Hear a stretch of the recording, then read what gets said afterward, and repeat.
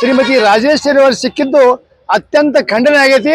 ಈ ಸಂಬಂಧ ಗಡಿ ಭಾಗದಲ್ಲಿ ವ್ಯಾಪಕವಾದ ಅಸಮಾಧಾನ, ಆಕ್ರೋಶ ಉಂಟಾಗಿತ್ತು. ಮರಾಠ ಮಂಡಳ ಶಿಕ್ಷಣ ಸಂಸ್ಥೆ ಯಾವಾಗಲೂ ಕನ್ನಡಿಗರ ಪರವಾಗಿಲ್ಲ. ಗಡಿ ನಾಡು ವಿಷಯದಲ್ಲಿ ಅವರು ಭಾಗವಹಿಸುವುದಿಲ್ಲ. ರಾಜ್ಯೋತ್ಸವ ಅಂತೂ ಇಲ್ಲವೇ ಇಲ್ಲ.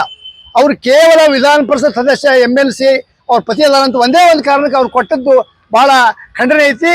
ಇದು ಸರ್ಕಾರಕ್ಕೆ ಹಾಗೂ ಮುಖ್ಯಮಂತ್ರಿಗಳಿಗೆ ಕಳಂಕ ತರುವಂಥ ವಿಷಯ ಅಂತ ಹೇಳಿ ಸುದೀರ್ಘವಾದ ಪತ್ರವನ್ನು ಇವತ್ತು ನಾವು ಮುಖ್ಯಮಂತ್ರಿಗಳಿಗೆ ಹಾಗೂ ಗಡಿ ಉಸ್ತುವಾರಿ ಸಚಿವರಾದ HK ಪಾಟೀಲ್ರಿಗೆ ಇವತ್ತು ಸುದೀರ್ಘವಾದ ಒಂದು ಪತ್ರ ಬರೆದಿವಿ. ಯಾಕಂದ್ರೆ ಬೆಳಗಾವಿಯಲ್ಲಿ ಎಂತಿಂಥ ಮನೆ ಇರ್ದಾರ 80ರ ಆಸುಪಾಸಿನಲ್ಲಿ ಇರು ವಯಸ್ಸಿನಲ್ಲಿ ಇರುವಂಥ BS ಗವಿಮಠ್, ಬಸವರಾಜ್ ಜಗಜಂಪಿ, LS ಶಾಸ್ತ್ರಿ ಅವರಂತ ಮನೆ ಇರ್ದಾರ. ರಂಗಕರ್ಮಿ DS ಚೌಗಲೆ ಅದಾರ, HB ಕೋಲ್ಕಾಡ್ ಪ್ರೊಫೆಸರ್ ಅದಾರ, ಮಾನವ ಬಂಧುತ್ವ ವೇದಿಕೆಯಲ್ಲಿ ಕೆಲಸ ಮಾಡುವಂಥ ಹಿಮ್ಮಡಿ ಅದಾರ.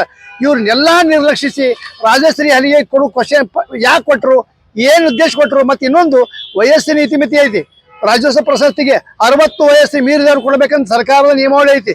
ಇವ್ರಿಗೆ 50-55 ಇರಬೇಕು, ಅದಕ್ಕೂ ಕೆಳಗೂ ಇರಬಹುದು. ಅದನ್ನು ಉಲ್ಲಂಘನೆ ಮಾಡಿದ್ದಾರೆ. ಆದ್ದರಿಂದ ಇವತ್ತು ನಾವು ಮುಖ್ಯಮಂತ್ರಿ ಸಿದ್ದರಾಮಯ್ಯನವರಿಗೆ, ಗಡಿ ಉಸ್ತುವಾರಿ ಮಂತ್ರಿ HK ಪಾಟೀಲ್ ಒಂದು ಸುದೀರ್ಘವಾದ ಪತ್ರ ಬರೆದು ಆ ಪ್ರಶಸ್ತಿಯನ್ನು ತತ್ಕ್ಷಣ ತಡೆ ಹಿಡಿಬೇಕು ಮತ್ತು ಬೆಳಗಾವಿ ಯಾವುದೇ ಗಣ್ಯಮಾನ್ಯರಿಗೆ, ಕನ್ನಡ ಪರವಾಗಿರುವವರಿಗೆ, ಸಾಹಿತಿಗಳಿಗೆ ಕೊಡಬೇಕು ಅಂತೇಳಿ ಈ ಸಂದರ್ಭದಲ್ಲಿ ಒತ್ತಾಯ ಮಾಡಿ ಇವತ್ತು ನಾನು ಸುದೀರ್ಘವಾದ ಪತ್ರ ಬರೆದೇವೆ. ಆದ್ದರಿಂದ ನಾಳೆ ಕೊಡೋ ಪ್ರಶಸ್ತಿಯನ್ನು ತಡೆ ಹಿಡಿಬೇಕು.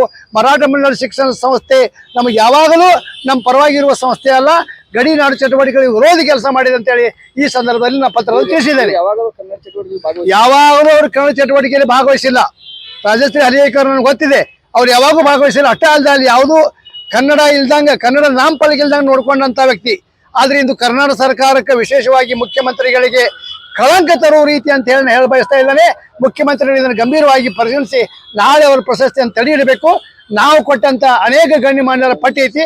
ಆ ಪಟ್ಟಿಯೊಳಗೆ ಯಾರಿಗೆ ಒಬ್ಬರು ಕೊಟ್ಟರು ನಮಗೆ ಸಮಾಧಾನ ಇದೆ ಅಂತ ಈ ಸಂದರ್ಭದಲ್ಲಿ ಬಯಸ್ತಾ ಇದ್ದೀನಿ. ಮುಖ್ಯಮಂತ್ರಿಗಳು ಬೆಳಗಾವಿಗೆ ಬಂದಾಗ ಅಥವಾ ಜಿಲ್ಲಾ ಉಸ್ತುವಾರಿ ಸಚಿವರ ಮೂಲಕ ನಮ್ಮ ಸಾತ್ವಿಕವಾದ ಪ್ರತಿಭಟನೆಯನ್ನು ವ್ಯಕ್ತಪಡಿಸ್ತೇವೆ. ಜಿಲ್ಲಾ ಮಂತ್ರಿ ಮುಂದೆ ನಾವು ಹೇಳ್ತೇವೆ, ಇದು ನಿಮಗೂ ಒಳ್ಳೆಯದಲ್ಲ, ಶೋಭೆ ಅಲ್ಲ ಅಂತೇಳಿ ನಾವು ಅವ್ರಿಗೆ ಹೇಳ್ತೇವೆ. ಇದನ್ನ ಬಿಟ್ಟರೆ ನಮ್ಮ ಕಡೆ ಏನಿದೆ ಹೇಳಿ.